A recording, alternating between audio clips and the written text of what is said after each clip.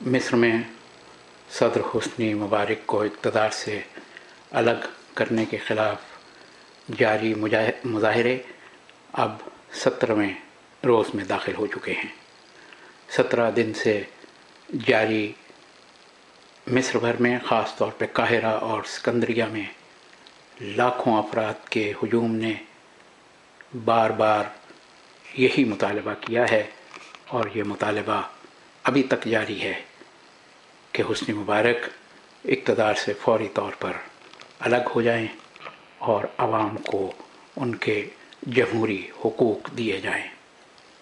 ایسے میں تازہ ترین صورتحال یہ ہے کہ اب یہ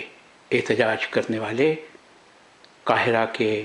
مرکزی اس علاقے میں بھی دھرنا دیے ہوئے ہیں جہاں پارلیمنٹ سمیت دیگر 5 بڑی عمارتیں بھی ہیں، اور اب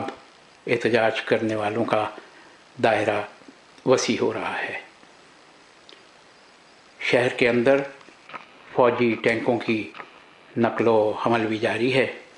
اور شہر کے مختلف علاقوں میں فوج اور ٹینک متعین کیے جا رہے ہیں۔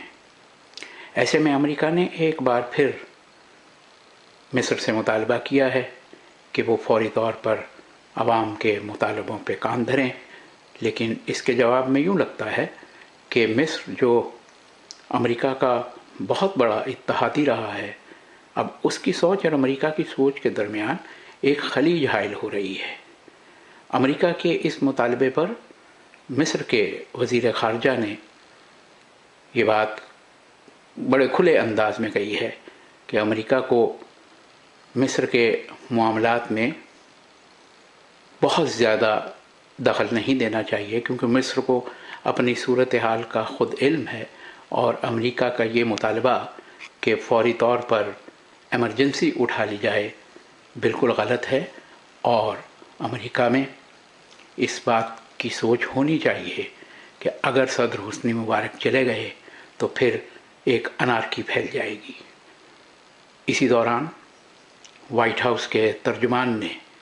اپنے ایک بیان میں کہا ہے کہ اگر مصر کے اہل اقتدار یہ سمجھتے ہیں کہ وہ مظاہرین کو کچھ مراعات دے کر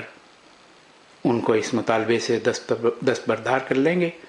تو وہ غلط ہیں۔ اب جب کہ یہ تحریک 17ویں روز میں داخل ہو چکی ہے، 2 روز پہلے منگل کو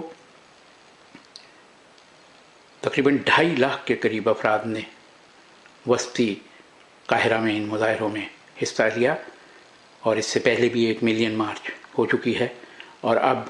حزب مخالف کا اگلا ہدف کل جمعے کا دن ہے، جب یہ کہا جا رہا ہے کہ اسکندریہ اور قاہرہ میں لاکھوں کی تعداد میں لوگ